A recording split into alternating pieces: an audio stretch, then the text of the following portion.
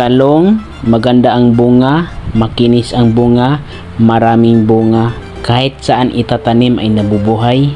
Gusto niyo rin ba makaharvest ng maraming bunga? Ito yung mga idea na ipapakita ko sa inyo kung paano siya tinatanim at paano inalagaan. Sa bidyong ito, tapusin mo lang panoorin at madali mo itong matutunan.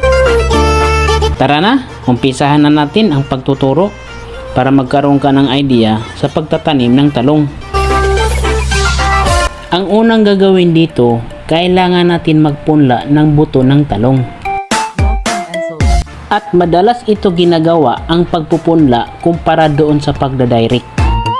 Sa pagpupunla, makikita mo kasi dito ang pagtubo niya ay pantay-pantay.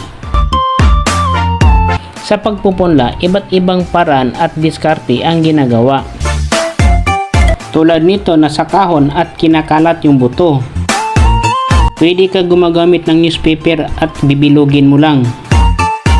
Pwede ka gumagamit ng plastic, yung iniinuman mo ng soft drinks. Pwede ka gumagamit ng seedlings tray.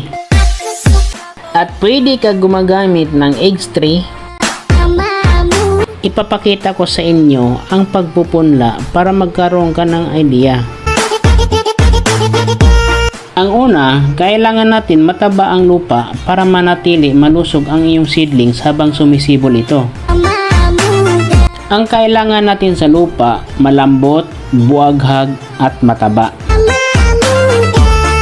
Ang mataba na lupa, makikita nyo ito sa basurahan at sa compost. Pero kung wala kayo niyan, huwag kayo mag-alala. Pwede kayo gumagamit ng loam soil at kumpleto na ito sa mga papataba. Ang loam soil mabibili niyo sa agriculture supply, garden shop, pwede rin sa online, Lazada at Shopee.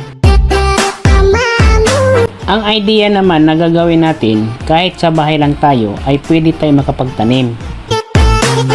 Pwede kayo gagamit ng pots, plastic galon, balde, planggana, polybag at iba pang mga bagay na sisira dyan sa inyo ay pwede niyong gamitin.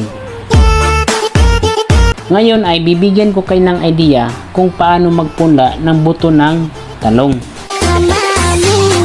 Pwede kayo gumagamit ng baso ng styro, lalagyan ito ng butas para ma-drain ang tubig tuwing kayo ay nagdidilig. Dapat ang lupa mo ay mataba palagi. Ang paglagay ng buto ng talong sa lupa, dapat ang lalim nito is 1 cm lang. Ang buto ng talong, available ito sa tindahan ng agriculture supply at available ito sa online, Lazada at Shopee. Ilagay ang buto sa butas at tabunan ito ng konting lupa. Pagkatapos niyan, kailangan niyo itong diligan.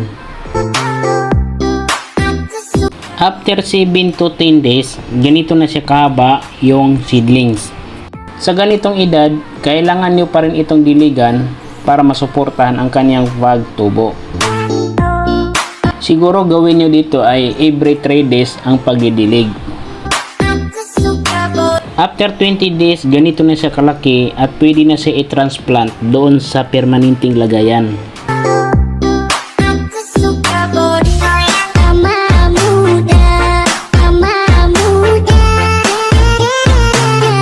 Pagkatapos niyan, kailangan niyo itong diligan para mabasa yung ugat niya. Kung sa tingin niyo malaki ang iyong paso or container, pwede kayo maglagay ng 2 seedlings. After 28 to 30 days, ganito na po siya kalaki. Mabilis na ang kanyang paglaki sa ganitong edad. Sa ganitong edad ay pwede na po kayo mag-apply ng fertilizer. Bago tayo mag-apply ng fertilizer, sasabihin ko muna sa inyo ano ang buhay ng talong. Ang talong, tumatagal ito ng 2 years to 3 years. Ang kanyang pagtagal ay depende sa pag-alaga. So anong gagawin para tumatagal? Para tumatagal ang talong ay gagamit po tayo ng organic fertilizer. Ang organic fertilizer, pinahaba ang buhay ng gulay at halaman dahil wala itong kemikal. Ang organic fertilizer ay pwede kayo gagamit ng animal manure tulad ng dumi ng karabaw, dumi ng baka, dumi ng manok, at compost na nabubulok na gulay at mga dahon. Kung wala kayo niyan, ay maaari niyong mabili sa store ng agriculture supply.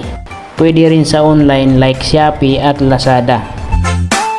Ang pag-a-apply ay pwede niyo gagawin ng once a month.